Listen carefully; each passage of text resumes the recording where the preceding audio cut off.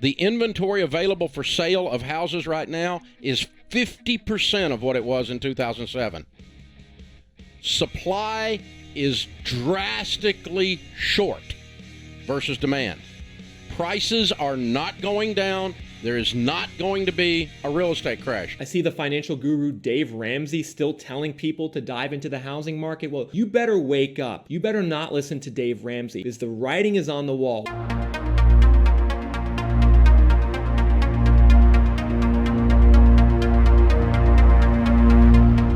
Okay, guys, that's right. The Crusader's back, and I am doing yet another review of this Reventure Consulting YouTube channel. Now, if you guys type in house crash or anything like that in your search engine, you'll see this guy's videos come up. I mean, it's definitely, you can definitely tell that he definitely has a view of how the market's going to go.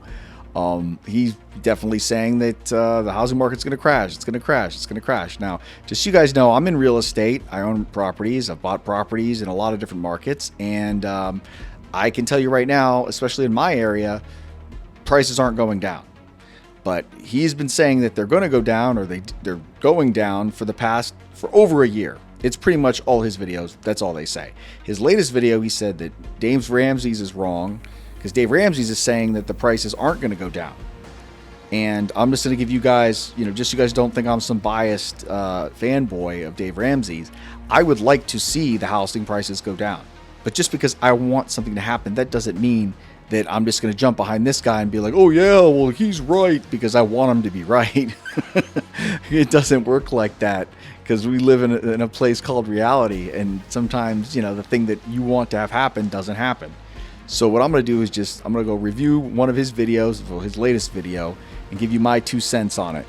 All right, guys, so let's go get started on this. Jerome Powell just took out a bazooka and fired not one, not two, but 3 shots directly at the heart of the U.S. housing market today. And this is sealing the Yeah, people are talking about that in the news. deal. This cements the U.S. housing crash, because the Fed and Jerome Powell announced that they're attacking inflation with the largest interest rate. Okay, if you guys, in case you don't know, the Federal Reserve, they're raising interest rates because inflation's out of control, as everybody knows. Again, housing prices still aren't coming down. Hike since 1994. Specifically, the Federal Reserve announced that they're raising the key interest rate by 3/4 of a point. That's 75 basis points, a triple rate hike. And not only that, And just so you guys know, a lot of other investments are going down, like cryptos getting slaughtered, stocks are getting slaughtered. I mean, there's bloodbaths in both of those markets, but not the housing market. signaled that more rate hikes are coming later this year. As a consequence of these interest rate hikes and the Fed tightening monetary policy, we are seeing mortgage rates surge out of control. That's true, but this is something I'm going to let you guys know. I purchased a home 1.5 years ago, and the people who I was competing against in trying to get a home, they were people who were A, putting down all cash, or B, putting down huge down payments. Nobody was coming in with nothing down and getting a house. That you just weren't going to get one. It's just like that. Because a lot of sellers were asking for more than the appraised value, and when that happens, the buyer has to make up the difference, because they're not even going to loan. The bank won't loan you more than the house is worth or appraised for. So you got to think, raising mortgage rates. A lot of people who bought, they didn't use mortgages. In the last several days alone, the 30-year fixed mortgage rate went from 5.5% all the way up to 6%. That's true. Back when I got mine, it was at like 2.8%. It was very low. That was during all the COVID craze. 3%, double where it was at the end. And yes, I did get a mortgage, but I put down a huge down payment. Like, I think it was like 40%. Of 2021. These higher mortgage rates, to go along with record high home price appreciation, have combined to make the U.S. housing market the least affordable it has ever been in U.S. history. That is true. Housing is very unaffordable. Your average Joe isn't really able to buy a house now, which is sad. I don't like that. Just, I would like to see everybody, middle-class people, middle-class families be able to afford a home and buy a home. It's the American dream. It's what everybody wants. Just the demand is just so high for the supply, and that's the reason why the prices keep going up or won't come down, is because there's too many people wanting the same damn thing. history. And so buyers are on strike. They want nothing to do with this grossly inflated housing market. They're not on strike. They just can't afford it. And the ultimate result is going to be this. Two main things. Number one, we're going to see skyrocketing inventory. Okay, how the hell? See, this is one thing that this guy does. Okay, how is there going to be skyrocketing inventory? Where are all these houses going to come from? Are all the people that bought the houses before are going to be like, oh, well, the market's going to go down, I better sell? It's like, this isn't like Bitcoin or like Tesla stock. People bought houses to live in, so they could have a roof over their head and live and have a home office and all that kind of stuff. They're not going to say, oh, well, I better sell. It's like, where the hell are they going to go? People don't sell homes like that, especially for the reasons the people who bought the homes for the past year and a half, they're not like investors. It's just not like that. Everybody wants to compare it to like '08. It's not like that. On the U.S. housing market over the next 3 to 6 months. You're not going to believe how many homes are going to be sitting on them. It's like this guy's been saying the same shit for over a year, and it's like it's not happening. It's like market with no buyer. But not only that, number two, we're going to see massive cuts in prices and reductions. We're going to see massive cuts in prices. Yeah, I'd love to see that. I own property. I'm not even thinking of selling. Like it didn't even enter my mind. I get calls. I must get a call. I must get 10 calls a day at people trying to ask me if I want to sell my property. And I ain't selling shit. And then values. A little later in this video, I'm going to tell you where the inventory is going to go up the most and how big these price cuts are going to be. All right. Now, this is the part where he goes in and says, oh, well, the areas where the housing prices where they went up the fastest, this is where they're going to crash the hardest. That's not true. I don't believe that for 1 second. Before we get into that specific data, folks, I want you all to understand just how dire this situation is. It's not only me on the Reventure Consulting YouTube channel saying there's going to be a housing crash anymore. Yeah, like that's because that's all you do. It's mainstays in the industry preparing for a major crash. Just take a look at what Redfin, the online realtor, just did. They laid off nearly 10%. Yeah, that's because there's no houses to sell. If just because houses aren't selling, that doesn't mean that the prices are coming down. Of that means there's less houses available to buy because there's no inventory. Force earlier this week, and their CEO said this in an email to his employees. He said that May homebuyer demand was 17% below expectations and that Redfin doesn't have enough work for their agents. Right, less people can afford homes. That's definitely correct, but that doesn't mean prices are going down. Support staff. He went on to say that mortgage rates increased at the fastest point in history and that as a result, the U.S. housing market could be facing years, not just months, years of fewer home sales. I mean, that could definitely be true. And because of that, it could be years before houses become affordable for middle-class people. I hate to say it. Meanwhile, the chief economist for Freddie Mac, the government organization that buys mortgages, just tweeted this. The U.S. housing market is at the beginning stages of the most significant contraction in activity since 2006, everyone, the peak of the previous housing. Everybody always likes to compare this to 2006, 2007. Bubble. And to top it all, just because it went up, well, what goes up must come down, right? Not only is Jerome Powell hiking rates, not only is Redfin laying off employees, not only is Freddie Mac predicting a slowdown, we are now seeing real estate investors jump ship and exit the housing market. Really? Well, then why aren't the prices coming down? Again, all this stuff is happening. Why are the prices still high? They're not budging. Look on Zillow. Redfin just reported that investor home purchases slumped 17% from the pandemic peak. Yeah, because they can't afford them. In the first quarter of 2022. And those purchases dropped off the most in hot Sunbelt housing markets like Atlanta, Jacksonville, Charlotte, Vegas, and Nashville. And so in case you were... Investors like to buy properties below market value. Investors like to buy low and sell high because they're looking to make money from it. Investors aren't looking for a place to live. The people who are looking for a place to live, those are the people who are paying the exorbitant amounts for the houses and keeping the prices up because everybody wants a house. It's like, godly, everybody forgets. Everybody likes to compare this to 2008. It's like in '08, people were buying homes to then sell to somebody else. Everybody was going to be a flipper, right? Flip this house and all this kind of stuff. People were buying like 5, 6, 7 houses. Now people are just buying one house or maybe two, but they were buying them to keep, to live in, to use. Everybody forgets about people need houses. They need houses to live in.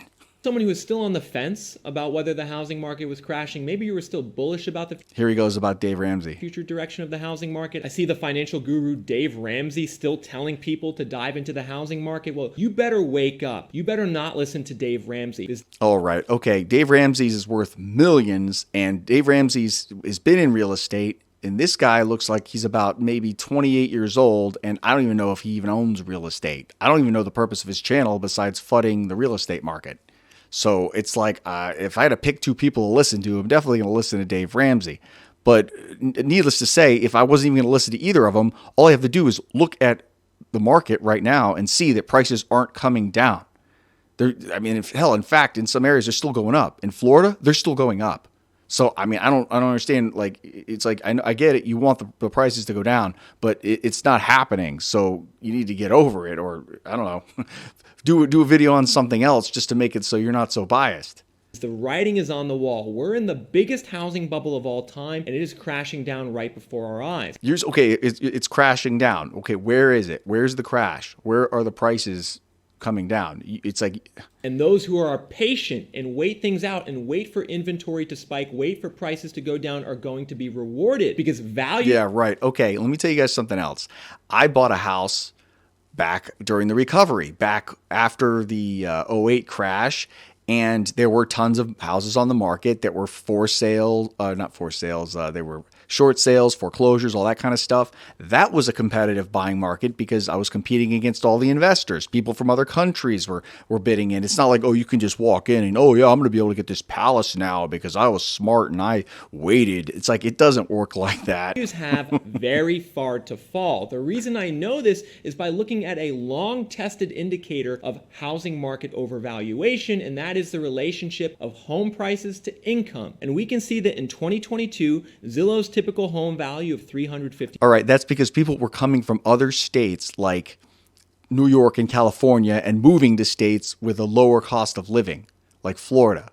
So that's the reason why that rose, is because people were who had California money or had New York money, went in, bought homes in Texas and in the South. 50,000 was 4.8 times. It's like this isn't like 08. In 08, everybody didn't move. There was a mass exodus. People were trying to get out of the lockdowns. Okay, let's remember, guys. Let's not forget COVID, the lockdowns. Some states were you couldn't go outside. People wanted to get the hell out of those states, and there was a mass exodus. Higher than the median income of 73,000. This ratio is and they also wanted to buy homes for home offices just to have more room. They wanted a private pool. They didn't want to have public stuff anymore because everything was closed down. About 40% above the long-term average, the long-term 50-year average of 3.3x. So it's very reasonable to expect that home values in America are going to crash down to the historical level of what income. Right. Okay. This is one thing that people aren't talking about, and that's the home value is going up because people are wanting to use the house more. People like to stay home more. People are getting delivery, everything. Most people don't even leave their house. They're Uber Eats, they shop on Amazon, they work from home, out of the home office, they home gym. It's like people are using their houses more than they used to. People used to go out more before the pandemic. People used to people like to live like in a city or something, a small apartment, just so they could be close to work. Now with telecommuting and all that kind of stuff, they don't need to. So sure, they're going to get the hell out of where they're living and they're going to go, I want more room. And that's what they did. Suggests they should be. Make sure to note, the only other time in U.S. history where home values have ever surged this high relative to incomes was 2006, 2000. Okay, right there, that was because of the loose lending standards. People could go in with no income and they could get qualified for a mortgage. It was super easy. You could fog a mirror, you could get a mortgage. Here, you needed to have excellent credit and an ass load of cash down. Here, you could get no money down. I mean, it was like every asshole and their brother was able to get a mortgage. Here, that wasn't the case. So, I mean, everybody thinks that it's going to crash down. These people who got mortgages here, they weren't qualified buyers. These people were. So that, I mean, qualified buyers don't just say, oh, okay, well, I better walk from my house now that the value went down. They don't do that. 2007 at the peak of the last housing bubble, and they then proceeded to crash all the way down to the long-term average. And the way that these price declines are going to be achieved is through a massive, unprecedented surge in inventory. May 2020. Okay, how the hell is that going to happen? I have properties, and it takes over 6 months to get anything done because everything's all backed up. 22 already registered the largest monthly increase in inventory on record, according to data from Realtor.com. Okay, why? Okay, if there's going to be all these inventory, why would Redfin lay off people? You know what I mean? I thought that, you know, they're in the business of selling houses. So why would Redfin lay off people if there's going to be a huge surge in homes up for sale? Riddle me that. Over 100,000 extra homes on the market in active inventory. I believe we're going to see in June an increase of 150,000, and we're going to see every single month until November a 100,000 plus increase, which means that I'm predicting by November 2022, in only 5 months, the inventory on the U.S. housing market is going to be back to pre-pandemic. No freaking way will that happen. Do you know building supplies? You know, people are backed up. People are backed up like over a year to get some things done. And not only that, there's we got the conflict going on with Mother Russia, supplies and things that come from over there, like granite and stuff. I mean, it's not it's not going to happen, man. Levels. And while some of you might be skeptical about that, yeah, remember, very. folks, what we looked at so far in this video, number one, the mortgage rates are so high that regular home buyers can't afford homes. Number two, the investors are dropping out of the market left and right. They're not. That's not true. I get calls 10 times a day for people trying to buy my properties. Investors are wanting to get in even more. Who's going to be the end buyer? Answer, there is none. And as a result, inventory is going to skyrocket and ultimately cause a big, big increase in price cuts. Now, here's an important question that a lot of you need to ask yourself, and it's this: how is my city, how is my housing market going to respond? Because looking at the national averages of the U.S. housing market are helpful, but when you look under the hood, like I do so often on this channel, you realize that different cities around America are in different stages of the crash, and we're going to see prices crash first and crash hardest in certain cities in particular. I believe they're going to be the ones in red on this map, where home prices are the most overvalued. Okay, this is the great map. Here we go. Now, you guys all know that a lot of people moved out of California, moved out of New York. They bought houses in Texas, Florida, Tennessee. In this area here is where they moved to. Now, the people, I mean, Florida's red hot, especially in this area right here. The people that were moving here, they were moving here because they wanted to live here. People like to live in Florida. People like to live near the beach. People like to live in warm weather. People don't like to live in like Iowa, you know what I mean, where there's nothing. People like to live where there's low taxes. People like to live where it's nice. And Florida is definitely one of them. Texas, you know, Florida, you got beaches, beautiful women. Texas, beautiful women. You got beaches. You got cowboys and stuff. I don't know. But all I'm saying is that the people moving here, every baby boomer fixing to retire has got their eye on this state, that are living all over, you know, all over the country. They're, oh, we're going to move to Florida if they haven't already got a place here that they snowbird already. They're moving here. Baby boomers are fixing to retire. They're not going to come here and be like, oh, yeah, okay. Oh, we're in Florida. We got our house in Florida. Oh, well, we better sell. They're going to stay here and live out their golden years. That's what the plan was. And the reason they all moved here in such a hurry was because the lockdowns. If you're locked down in, let's just say, Pennsylvania, and you're going to be like, yeah, I got like 5 years before I retire. You're going to say, shit, no, I'm going to go early. I'm not going to live out my golden years locked down in some blue state. You're going to get your ass down to Florida where it's open and you can do shit. And that's what people did. People weren't buying down here just because it's like, oh yeah, I'm going to flip this house. There was no house flipping going on. Trust me, I know. According to the Reventure Consulting home price model, a system that I developed to tell you how much your housing market could crash by. A place like Boise, he's got a model that tells you how much your house, the area is going to crash by. Idaho, I think, is going down by 29% from peak. He's so biased. I mean, what's like, why is this cat so biased? Phoenix, Arizona, like, going down by 27%. Tampa, Florida, going down by 27%. Oh yeah, 27%. I'd love to see this. Yeah, Atlanta. Oh yeah, and 25. A general rule of thumb to follow is this. I'd love to know what is your angle, dude? Like, why are you making these videos? Like because he's so biased, it's like his credibility is not really high just because of the fact that he's so biased. You can't say like it's down, because he's been saying for over a year the housing market's going to crash, and it hasn't. It's just gone up. So he's been wrong for about a year. So, I mean, what's he going to do? Like, just keep making videos for the next 3-4 years, and when it finally goes down, he's going to say, oh, I was right the whole time.